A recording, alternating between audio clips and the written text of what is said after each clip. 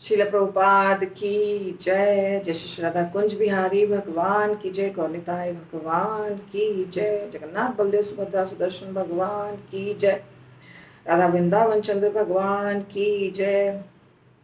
बालाजी भगवान की जय। अनंत कोटि वैष्णव वृंद की जय। नारायणं नमस्कृत्य नरं चैव नरोत्तमं देवीं सरस्वतीं व्यासं ततो जयमुदीरयेत्। नष्टप्रायेषु अभद्रेषु नित्यं भागवत सेवया भगवतीरुत्तम श्लोके भक्तिर्भवति नैष्ठिकी।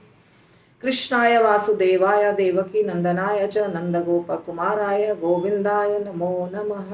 जय श्री कृष्ण चैतन्य प्रभु नित्यानंद श्री अद्वैत गदाधर शिवासादि गौर भक्तवृंद। हरे कृष्ण कृष्ण कृष्ण हरे हरे, हरे राम राम राम हरे हरे।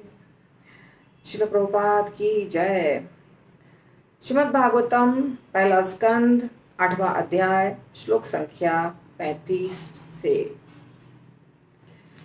34 हमने कर लिया था और 34 में हमने बहुत सारी चीजें देखी थी। कल हमने 34 नंबर किया, जिसमें हमने देखा कैसे भगवान का धाम अंदर में रहता है इस ब्रह्मांड के, और बहुत कुछ हमने ब्रह्मा जी का नाम, भगवान का नाम इत्यादि देखा। तो ये सारी प्रार्थना जो स्तुति है, स्तुतियां हैं, स्तुति एक ही है, उसमें अलग अलग श्लोक हैं। तो ये कुंती माता कर रही हैं भगवान से। अगला जो श्लोक है वो है भवे अस्मिन् क्लिश्यमानानाम् अविद्या काम कर्म भी श्रवण स्मरण अर्हाणि करिष्यन् इति केचन। भवे भौतिक संसार में, अस्मिन् इस, क्लिश्यमानानाम कष्ट भोगने वालों का, अविद्या अज्ञान, काम इच्छा, कर्म भी सकाम कर्म करने के कारण, श्रवण सुनने, स्मरण याद करने, अर्हाणि पूजन, करिष्यन कर सकता है, इति इस प्रकार, केचन अन्य लोग। और कुछ कहते हैं कि आप श्रवण स्मरण पूजन आदि की भक्ति को जागृत करने के लिए प्रकट हुए, जिससे भौतिक कष्टों को भोगने वाले बद्ध जीव इसका लाभ उठाकर मुक्ति प्राप्त कर सकें। तो कुंती माता कारण बता रही हैं, भगवान को ही, भगवान के सामने ही बता रही हैं कि आप क्यों प्रकट हुए। आपके प्रकट होने का ये कारण लोग बोलते हैं। जो लोगों के मुख से सुना है वो कुंती माता बोल रही है कि लोगों के मुख से ये सब कारण सुना है। सच्चाई क्या है? क्योंकि आप जब मनुष्य की तरह आते हैं तो हम भ्रमित हो जाते हैं। हमें लगता है कि ये मनुष्य है कि भगवान है। ये तो बिल्कुल मनुष्य की तरह कर रहे हैं। आपकी जो लीलाएं हैं, आपके जो कार्य हैं, वो लोगों को भ्रमित करती हैं, ठगती हैं। तो जो लोग हैं वो अलग अलग कारण बताते हैं। तो उसमें कई कारण कुंती माता ने ऑलरेडी बता दिया है, चर्चा हो गई है उसकी। अभी जो कारण बता रही हैं वो ये है कि हम तो सारे जीवात्मा इस दुनिया में भटक रहे हैं। हाँ, ब्रह्मांडे भ्रमिते कोनो भाग्यवान जीव, चैतन्य महाप्रभु कहते हैं ना, ब्रह्मांड में भटक रहे हैं, अलग अलग योनियों में बद्ध जीवात्मा है हम। तो ये कैसे निकलेंगे? जब भक्ति करेंगे। तो भक्ति की जो प्रमुख विधियां हैं, प्रमुख जिसकी चर्चा हर शास्त्र में हुई है, वो है नौ, जिसको कहते हैं नवदा भक्ति। प्रहलाद महाराज ने नवदा भक्ति अपने पिता को सिखाया था, कोशिश किया था, भले वो सीखे या ना सीखे। हिरण्यकश्यपु के सामने भगवान की नवदा भक्ति की चर्चा प्रहलाद महाराज ने की थी जब वो बच्चे थे। और जब भगवान राम आए थे शबरी माता के पास, शबरी माता शरीर त्यागने वाली थी, अंतिम समय था उनका, उसके बाद वो शरीर त्याग दी। भगवान राम आ गए, उनका इंतजार कर रही थी, दर्शन हो गया, अच्छी सेवा हो गई, प्रसन्नता मिल गई, फिर वहीं पे उन्होंने शरीर त्याग दिया। तो भगवान ने शबरी माता को शिक्षा दी नवदा भक्ति की, तो ये नवधा भक्ति है ना, इसकी शिक्षा सब जगह शास्त्रों में अलग अलग स्थानों पर हुई है। तो कुंती माता कहती हैं भगवान कृष्ण से कि कुछ कहते हैं कि बद्ध जीवात्मा को जो भटक रहे हैं इस दुनिया में, उनको कष्टों से बाहर निकालने के लिए, उनको मुक्ति देने के लिए, मुक्ति का अर्थ होता है कष्टों से छुटकारा। मुक्त होना यानी क्या मतलब हुआ? कोई बंधा हुआ है तभी तो मुक्त होगा। बंधन और बंधन को खोलना मुक्ति, ये भी समझने वाली बात है, बहुत इंपॉर्टेंट बात है। देखिए हम समझाते हैं आपको। यहाँ पे मेरे सामने जो रहता है ना, उसी से मैं थोड़ा प्रैक्टिकल करके आपको दिखाती हूँ। ये एक रुमाल है, जो मेरा रुमाल है, ठीक है। अब ये है मेरा स्पेक्स का कवर, इसको हमने बांध दिया, ठीक है, बांध दिया, क्योंकि बहुत डिफिकल्ट शब्द मुक्ति क्या होता है, मुक्ति बहुत मुश्किल है। इसको मैंने बांध दिया। अब ये क्या है? बंधा हुआ है ना, ये बंधा हुआ है। बंधा हुआ को कहते हैं बंधन, बंधन से युक्त, बंध गया है। तो बंधने को ही बद्ध भी कहते हैं। बद्ध थोड़ा सा अलग है मीनिंग, बद्ध कंडीशनड, पर समझिए बंधन, बंधन है। इस दुनिया में हम बंधे हुए हैं, इस शरीर से बंधे हुए। तो जब बंधन है यानी किसी को अगर बांध दिया गया है, इसको अगर हम बांध देते हैं एक रॉड के साथ, एक पिलर के साथ, तो ये नहीं बाहर जा सकता है, कहीं जा नहीं सकता है। तो इसको ये कब बाहर निकल पाएगा? जब इसको खोलेंगे। तो खोलने को क्या कहते हैं? ये बंधा है और इसको फ्री कर देंगे। फ्री करने का मतलब मुक्त कर देना। इसको खोल दिया, मुक्त हो गया। ये एकदम आसान है, इसी को कहते हैं मुक्ति। मुक्ति हम कैसे मुक्ति पाएंगे? और हम किधर बंधे हुए हैं? दिखाई तो नहीं दे रहा है, बिल्कुल भी कहीं दिखाई नहीं दे रहा। हम बंधे हुए हैं, हम बंधे हुए हैं। हम भगवान कृष्ण की शक्ति, जिसको कहते हैं बहिरंगा शक्ति, जो 3 गुणों वाली है, जो दिखती नहीं है, अनुभव होता है, उसके द्वारा बंधे हैं। भगवान जब इस दुनिया में हमें भेजते हैं तो ये दुनिया में ये दुनिया की जो मालकिन है वो है दुर्गा माता, उनको भेजते हैं साथ में सुपरवाइज करने के लिए। सुपरिटेंडेंट है वो हमारी। और ये है जेल। तो जेल में कैदी रहते हैं। तो कैदी क्या रहते हैं? चेन से बंधे हुए होते हैं ना, लोहे का चेन, उसके कभी सिर्फ हाथ में, कभी हाथ पैर पूरे शरीर में। तो उसी प्रकार हम सब कैदी हैं इस ब्रह्मांड के अंदर। और दुर्गा माता है सुपरिटेंडेंट, जेल की सुपरिटेंडेंट। और उन्होंने हम सब को बांध के रखा है। किस चीज में? चेन से बांधा है। चेन कैसा है? 3 प्रकार का चेन है। एक है लोहे का चेन, एक है सोने का चेन, और एक है चांदी का चेन। तो कुछ जीवों को लोहे के चेन से बांधा है, कुछ जीवों को चांदी के चेन से बांधा है, कुछ जीवों को सोने के चेन से बांधा है, परंतु सबको बांध के रखा है। अब ये है क्या? दिखता तो नहीं है, दिखता नहीं है, दिखता नहीं है, पर है।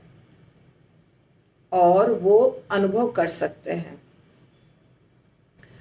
3 गुण हमारे ऊपर हमेशा कार्य करता रहता है।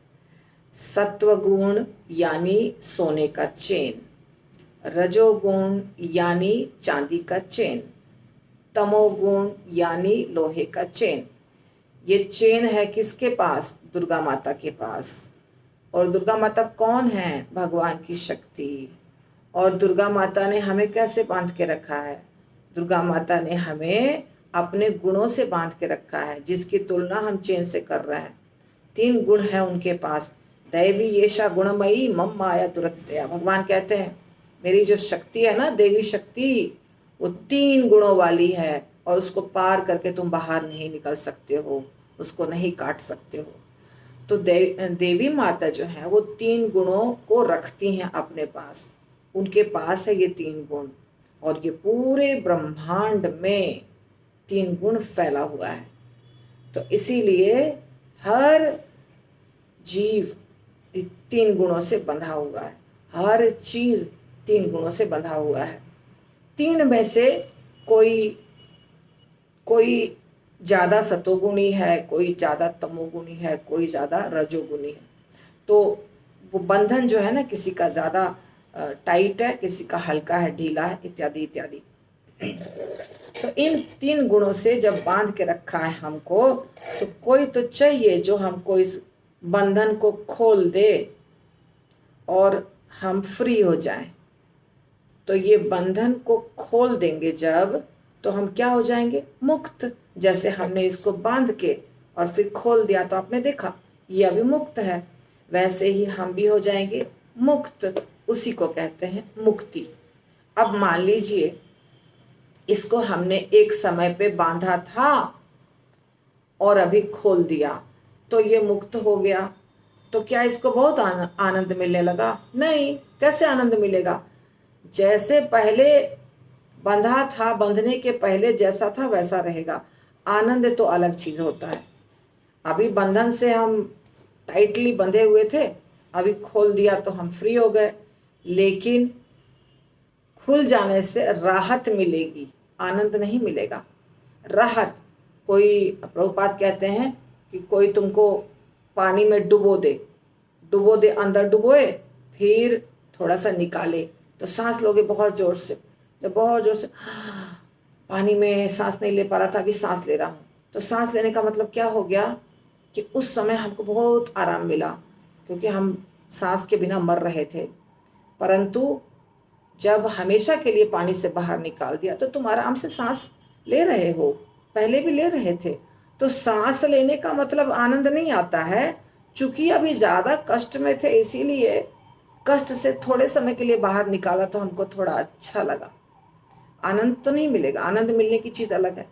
तो ये जो मुक्ति प्राप्त होती है ना किसी को भी, बंधन से मुक्ति, उससे सिर्फ क्या होता है? छुटकारा मिलता है। जन्म मृत्यु जरा व्याधि, ये जो हम हमेशा प्राप्त करते हैं अलग अलग शरीरों में और कष्ट भोगते हैं, इससे छुटकारा को बोलते हैं मुक्ति।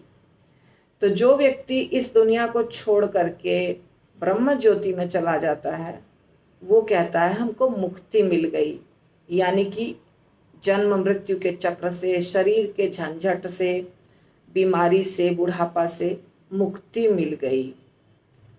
तो बौद्ध धर्म है, जैन धर्म है, और भी कुछ पंथ हैं जो मुक्ति चाहते हैं। क्योंकि कष्ट है, शरीर में कष्ट है, हर शरीर में कष्ट है। इस शरीर में कष्ट है, कुत्ते के शरीर में कष्ट है, बिल्ली के शरीर में कष्ट है, हर शरीर में कष्ट है। तो कष्ट से छुटकारा प्राप्त होने को कहते हैं मुक्ति। और इसीलिए हम कहते हैं हमेशा हमें मुक्ति नहीं चाहिए, भक्तों को मुक्ति नहीं चाहिए। क्यों? हमको कष्ट से छुटकारा प्राप्त करके क्या मिलेगा? इससे अच्छा हम यहाँ भी रहें तो भी भगवान की सेवा करें, और जहाँ भगवान रखे वहाँ हम भगवान की सेवा करें। तो हमको तो आनंद भगवान की सेवा में है, तो हम मुक्ति प्राप्त करके क्या करेंगे? इसलिए भक्त कहते हैं हमको मुक्ति नहीं चाहिए। इवन कुंती माता कह रही हैं कि हमको कष्ट चलेगा, पर आप हमको अपने पास रखिए, यानी कि आप हमारे साथ रहिए। तो मुक्ति इसलिए भक्तों को प्रिय नहीं है। मुक्ति एक स्टेप है। मुक्ति का मतलब हुआ शरीर के कष्टों से छुटकारा, बार बार शरीर बदलने से छुटकारा। और आनंद जो है, थोड़ा आनंद ब्रह्म ज्योति में मिलता है, परंतु पूर्ण आनंद मिलता है भगवान की सेवा में। तो पूर्ण आनंद प्राप्त करने के लिए क्या करना पड़ेगा? तो पूर्ण आनंद प्राप्त करने के लिए नवधा भक्ति करना पड़ेगा। श्रवणम, कीर्तनम, विष्णु स्मरणम, पाद सेवनम, अर्चनम, वंदनम, दास्यम, सख्यम, आत्म निवेदनम। तो ये शिक्षा भगवान ने दिया है, और भगवान इस शिक्षा को देने के लिए आते हैं ताकि बद्ध जीवात्मा मुक्ति प्राप्त कर सके। अब यहाँ पे मुक्ति शब्द का प्रयोग हुआ है, परंतु हम आपको समझा दिए कि भक्तों को मुक्ति नहीं चाहिए। प्रभुपाद ने यहाँ मुक्ति शब्द लिखा है, किंतु भक्तों को तो भक्ति चाहिए। तो ये जो श्रवणम कीर्तनम है, इसकी चर्चा रामचंद्र जी ने की, इसकी चर्चा भगवान कृष्ण ने की, इसकी चर्चा प्रहलाद महाराज ने की, और अलग अलग ग्रंथों में हुआ। जैसे नारद मुनि ने लिखा नारद भक्ति सूत्र, तो नारद भक्ति सूत्र में क्या लिखा? यही श्रवणम कीर्तनम भक्ति की विधि। रूप गोस्वामी ने लिखा उपदेशामृत, भक्ति रसामृत सिंधु, सब जगह क्या लिखा? श्रवणम कीर्तनम करना चाहिए व्यक्ति को। तो सारे जो ग्रंथ हैं वो इसके चारों तरफ घूमते हैं, श्रवणम कीर्तनम। इसमें से एक करिए, दो करिए, जितना संभव है उतना विधि का पालन हम कर सकते हैं। हमको श्रवणम भी करना चाहिए, स्मरणम भी करना चाहिए, पूजा भी करनी चाहिए, जितना संभव है। तो ये भगवान कृपा करके हमको सिखाते हैं, जिससे हम पहले मुक्ति प्राप्त करें, या जिसको समझ नहीं है वो मुक्ति के पीछे भागता है। और भक्त जो है वो सिर्फ इसको करते हैं, यानी नवदा भक्ति का पालन करते हैं, साधना भक्ति इसको कहते हैं। तो साधना करते हैं, यानी श्रवणम भी करते हैं भगवान के कथा का, थोड़ा पूजा पाठ भी करते हैं, और भगवान की कथा बोलते भी हैं, किसी को सुनाते भी हैं, उसको कहते हैं कीर्तन। हरे कृष्ण महामंत्र का कीर्तन करते हैं, भजन गाते हैं, उसको भी कहते हैं कीर्तन। तो इस प्रकार जितनी भी चीजें हैं, नौ भक्ति, नौ में से नव विधा, उसको नव विधा को ही नवधा कहते हैं। 9 प्रकार के अंग हैं, तो 9 प्रकार के अंग में जितना हमसे जमता है, 2-4 अंग ज़्यादा सीरियसली जो पसंद है वो ऐसा करके भक्त दुनिया से छुटकारा पा सकते हैं, इस जन्म मृत्यु से, और इस कष्टमय जीवन से, और इस अविद्या से, अज्ञानता से छुटकारा प्राप्त करके भगवत धाम जा सकते हैं। इसीलिए भगवान इसको सिखाने के लिए आते हैं। कुंती माता कह रही हैं कि इसको सिखाने के लिए आप आते हैं, ऐसा भक्त, बहुत सारे भक्त कहते हैं। आगे कहती हैं, शृण्वन्ति गायन्ति गृह्णन्ति अभीक्ष्णशः स्मरन्ति नन्दन्ति तवेहितं जनाः त एव पश्यन्ति अचिरेण तावकं भवप्रवाह उपरमं पदाम्बुजं।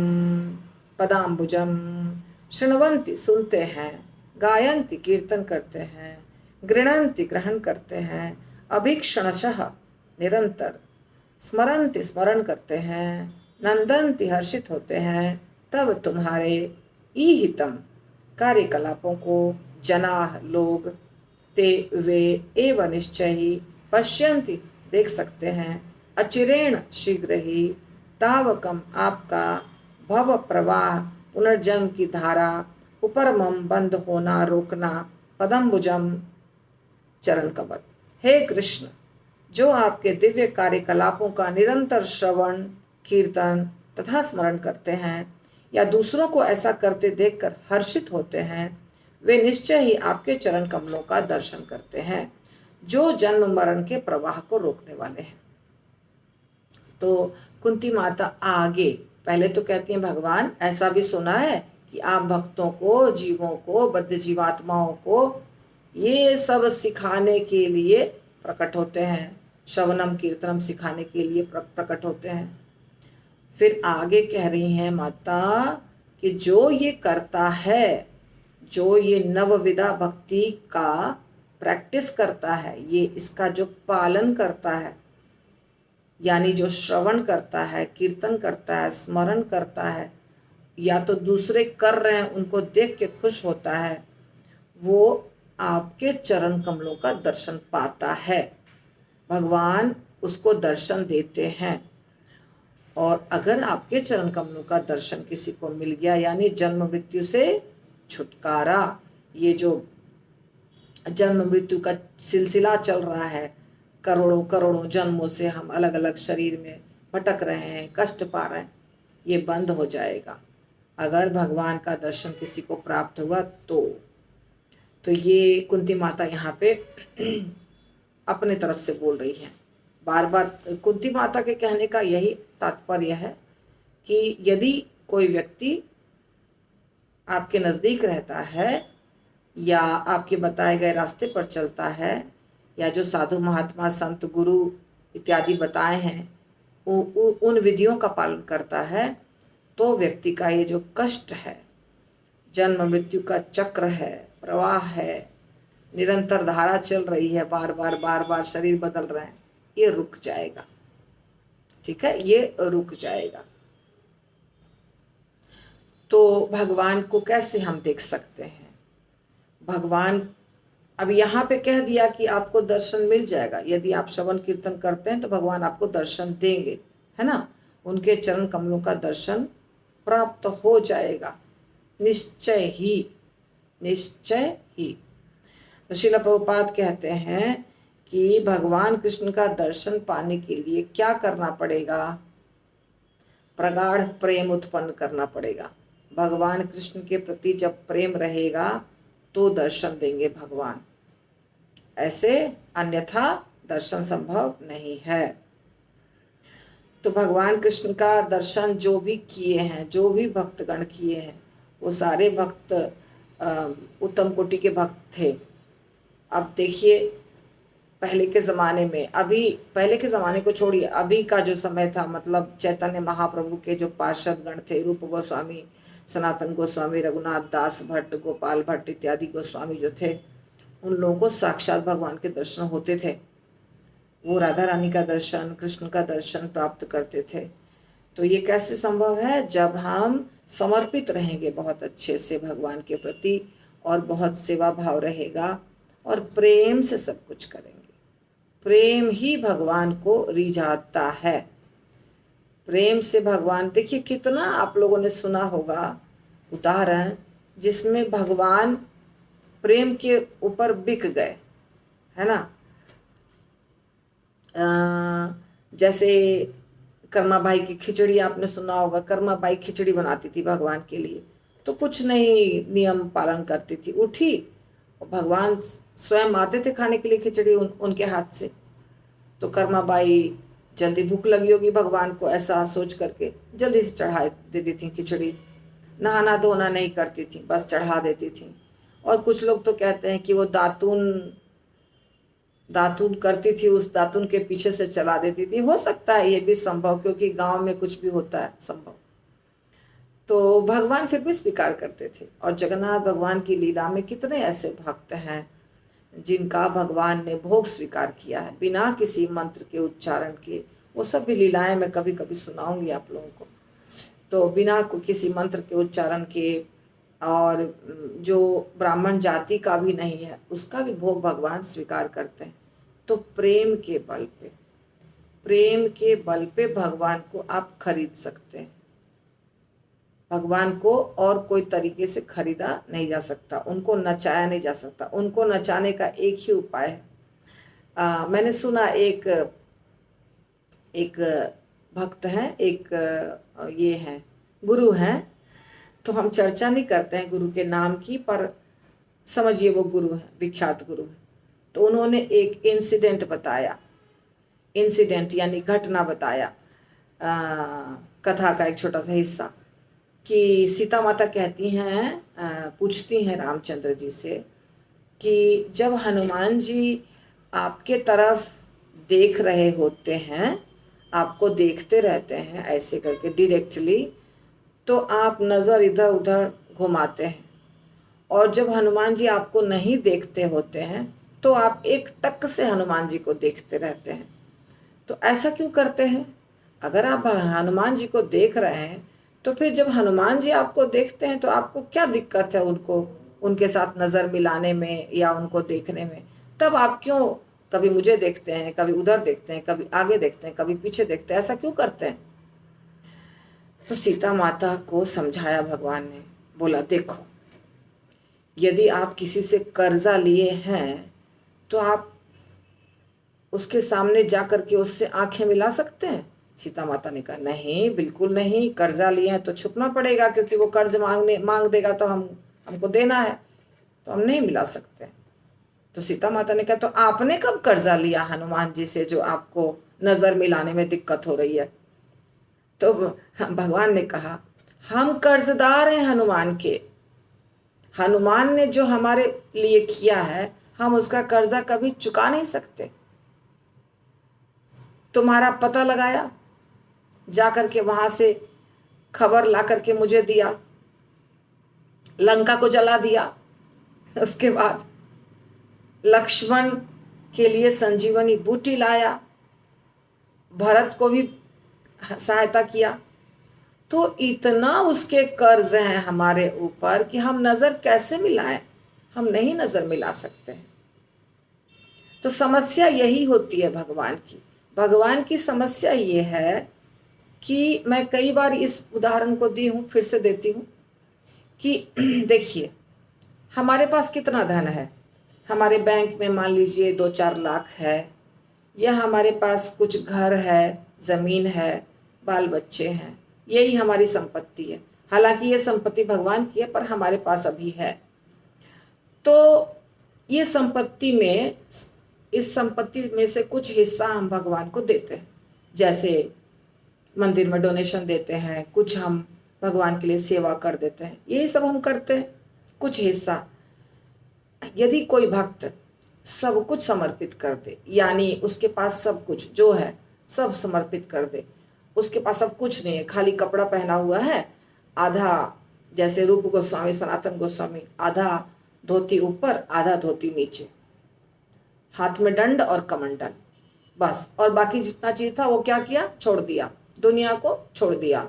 भरत महाराज ने दुनिया को छोड़ दिया, परीक्षित महाराज ने दुनिया को छोड़ दिया, घर परिवार, पति पत्नी, बच्चे, सबको छोड़ दिया, चले गए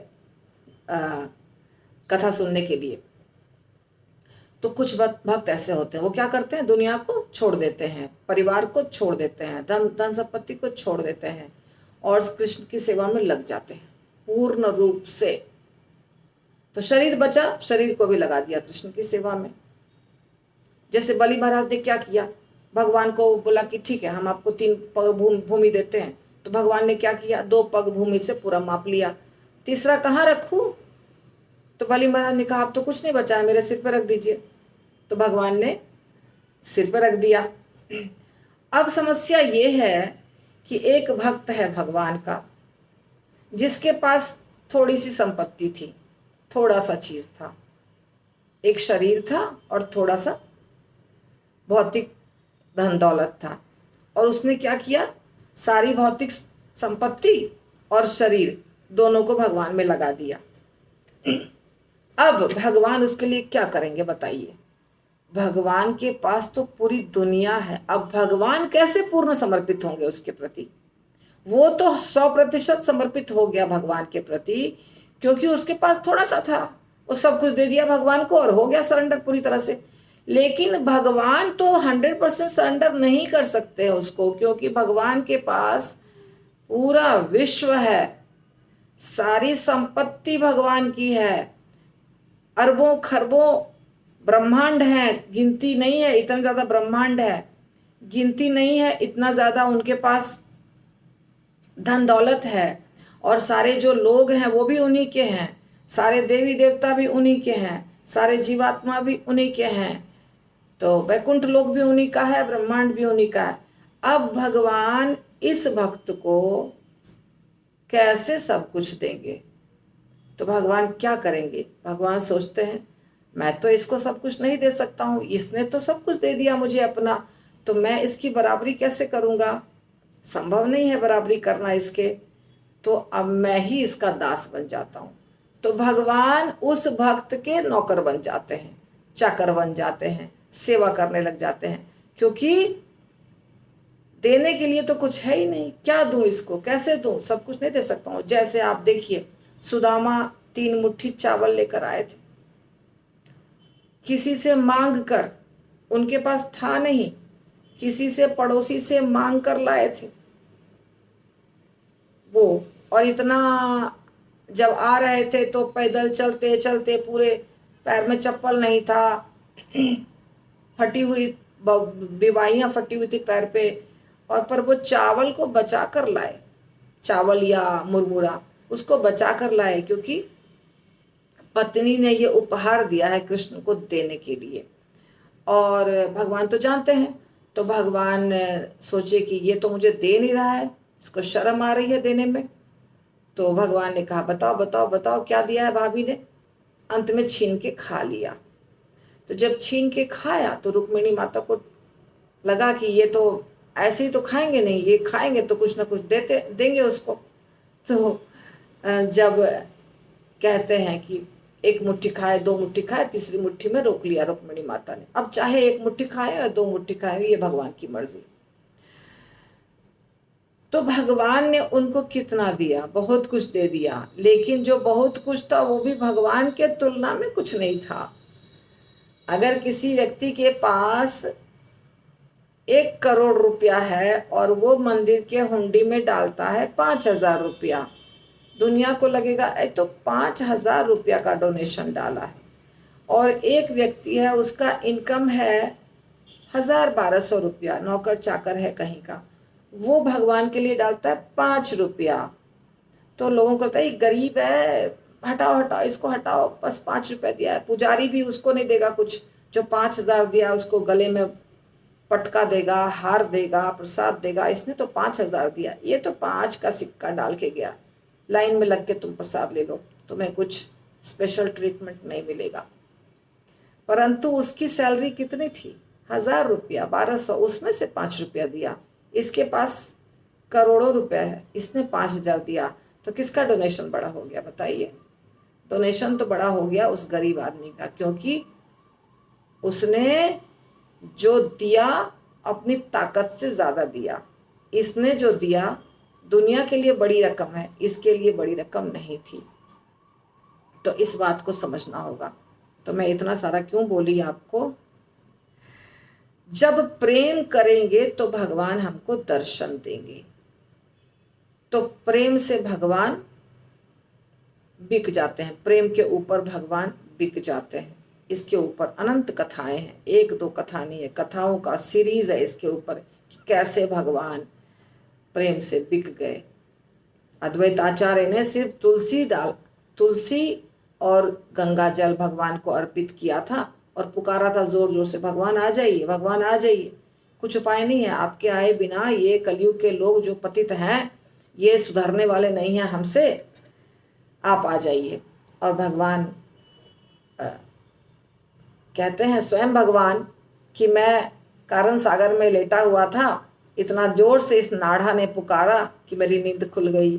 मैं योग निद्रा में था और चला आया मैं इसके पास। नाढ़ा बोलते थे चैतन्य महाप्रभु अद्वैत आचार्य को, नाढ़ा।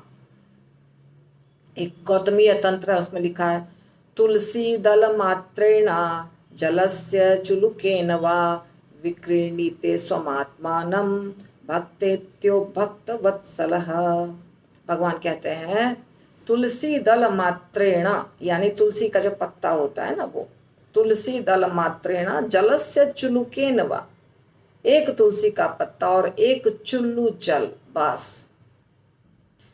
तुलसी दल मात्रेण जलस्य चुलुकेन वा विक्रीणीतेन स्वमात्मानं। भगवान अपने आप को बेच देते हैं। भक्तेत्यो भक्त वत्सल। भगवान भक्त वत्सल इतना ज्यादा है कि सिर्फ एक चुल्लू जल और एक पत्ता तुलसी पर भगवान बिक जाते। तो ये जो गौतमीय तंत्र में लिखा गया है, इसका प्रमाण देखिए अद्वैत आचार्य। अद्वैत आचार्य बस इतना ही भोग लगाते थे भगवान को, और भगवान आ गए चैतन्य महाप्रभु के रूप में। लीला किया भगवान ने इतनी सारी, और बहुत अच्छी लीला हुई है, बहुत बहुत सुंदर सुंदर लीला हुई है। तो चैतन्य चरितामृत जो है उसमें मैं आप लोगों को बाद में बताऊंगी। तो यहाँ जो हमारा हमने आज किया, थोड़ा बहुत इसमें से देखूंगी कल, अदरवाइज हमने इसका कर दिया है। थोड़ा बहुत मैं कल करूंगी। आज का समय हमारा समाप्त। ग्रंथराज श्रीमद्भागवतम की जय, श्रील प्रभुपाद की जय, निताई गौतमानंद हरि हरि बोल।